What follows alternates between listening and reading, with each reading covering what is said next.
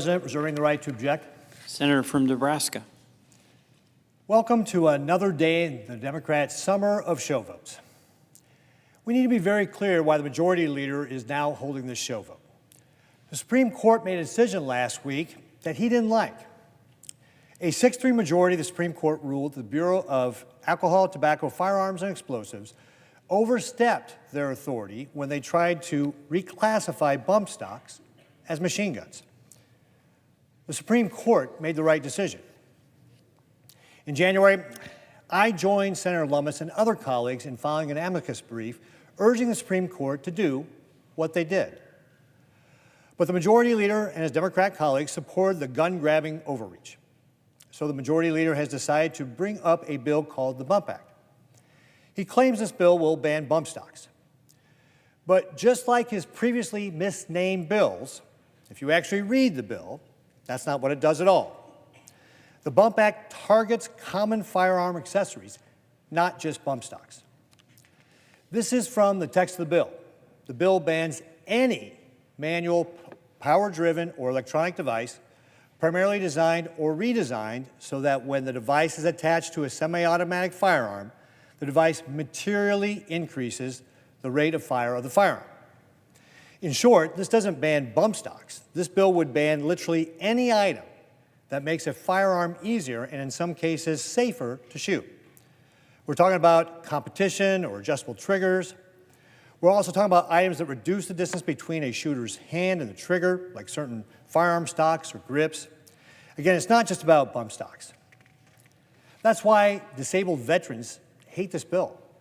I've heard about veterans in Nebraska who are concerned about this bill. Sometimes veterans who are disabled or elderly choose to adjust the stock or grip on a firearm to make it easier and safer to shoot. The Constitution protects their right to do so, that through the Second Amendment. This bill would take that constitutional right away from the same men and women who fought for our Constitution. The other problem with this bill is that it doesn't even define what it's trying to regulate. The bill uses the phrase rate of fire 5 separate times. 3 of those times, the bill said it would ban a device that materially increases the rate of fire of a firearm. Nowhere in the bill does it define what constitutes the rate of fire increase. The other 2 times, it says it would ban a device that approximates the action or rate of fire of a machine gun. But under federal law, it's not the rate of fire that makes something a machine gun. Under 26 U.S.C. 5845B, it's a mechanical function. So either this rate of fire section was written by someone who had no idea what they were talking about, or it's a cynical attempt to include more firearm accessories than just bump stocks. I would bet the latter. And let's be honest, does anyone seriously believe this lawless Biden administration would interpret this law in a way that respects law-abiding gun owners? Not.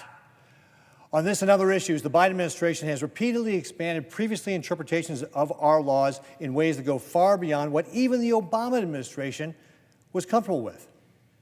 And they were no friends of the Second Amendment. We cannot allow unelected bureaucrats at the ATF to abuse their authority and interpret laws in ways Congress clearly never intended. So this bill may be called the Bump Act, but it's not really about bump stocks.